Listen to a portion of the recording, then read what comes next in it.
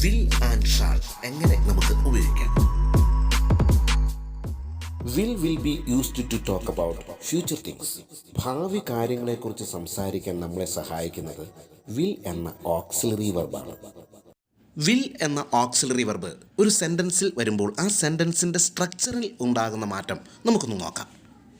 Subject plus auxiliary എന്ന് പറയുന്നത് വില്ല് പ്ലസ് വെർബിൻ്റെ ഫസ്റ്റ് ഫോം, അതായത് V1 plus object.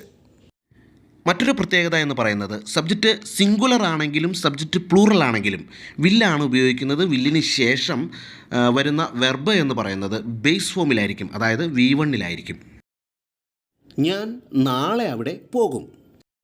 I will go there tomorrow. I എന്ന പ്ലൂറൽ സബ്ജക്റ്റിന് ശേഷം വിൽ എന്ന ഓക്സിലറി വെർബും അതിനുശേഷം വെർബിൻ്റെ ബേസ് ഫോം, അതായത് V1-ഉം ആണ് വന്നിരിക്കുന്നത്. ഇതാണ് ഇതിൻ്റെ സ്ട്രക്ചർ. ഇനി നമുക്ക് വില്ലിൻ്റെ ഉപയോഗങ്ങൾ കൂടി ഒന്ന് നോക്കാം. അതായത് ഭാവിയിൽ നടക്കുന്ന ഒരു കാര്യത്തെക്കുറിച്ച് പറയുവാൻ വേണ്ടിയാണ് വിൽ എന്ന ഓക്സിലറി വെർബ് ഉപയോഗിക്കുന്നത്. To talk about the future. ഭാവിയിലെടുക്കുന്ന predictions, decisions, promise, offer, request, threats തുടങ്ങിയവയൊക്കെ പറയുവാൻ നമ്മളെ സഹായിക്കുന്നത് വില്ലാണ്. വിൽ എന്ന ഓക്സിലറി വെർബാണ്. ഷാല് സംസാര ഭാഷയിൽ അത്ര ഉപയോഗിച്ച് വരാറുമില്ല. വില്ല് ഉപയോഗിച്ചുകൊണ്ടുള്ള ഏതാനും ബേസിക് സെൻറ്റൻസുകൾ കൂടി നമുക്ക് നോക്കാം. അവൻ എപ്പോൾ ഇവിടെ നിന്ന് പോകും? When will he leave here? അവൻ നാളെ ഇവിടെ നിന്ന് പോകും. He will leave here tomorrow. നാളെ അവൻ ഇവിടെ നിന്ന് പോകുമോ?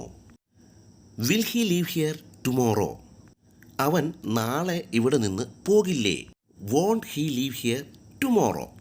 ഇവിടെ വിൽ പ്ലസ് നോട്ട് എന്നത് വോണ്ട് എന്നാണ് പറയുന്നത്. നെഗറ്റീവായിട്ടുള്ള ക്വസ്റ്റ്യനും ആൻസറും പറയുമ്പോൾ നമ്മൾ വിൽ പ്ലസ് നോട്ട് ചേർത്തിട്ടുള്ള വോണ്ടാണ് ഉപയോഗിക്കുന്നത്. അതെ, നാളെ അവൻ ഇവിടെ നിന്ന് പോകും. Yes, he will leave here tomorrow. ഇല്ല, അവൻ നാളെ ഇവിടെ നിന്ന് പോകില്ല. No, he won't leave here tomorrow.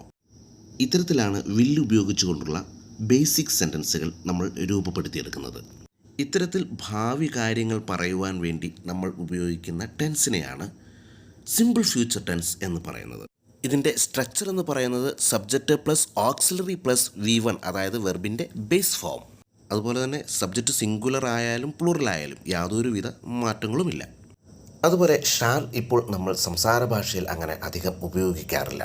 എങ്കിലും പെർമിഷൻ ചോദിക്കാൻ, ഒന്നിലധികം ആളുകളുള്ളപ്പോൾ പെർമിഷൻ ചോദിക്കാനായി ഷാൽ നമ്മൾ ഉപയോഗിക്കാറുണ്ട്. ഒരാൾ മാത്രമേ ഉള്ളൂവെങ്കിൽ നമ്മൾ പറയുന്നത് മേ ഐ കമിൻ സാർ എന്നാണ്. എന്നാൽ ഒന്നിലധികം ആളുകൾ അകത്തേക്ക് വരേണ്ടതുണ്ടെങ്കിൽ നമ്മൾ അനുവാദം ചോദിക്കുന്നത് ഷാൽ വി കമിൻ എന്നാണ്.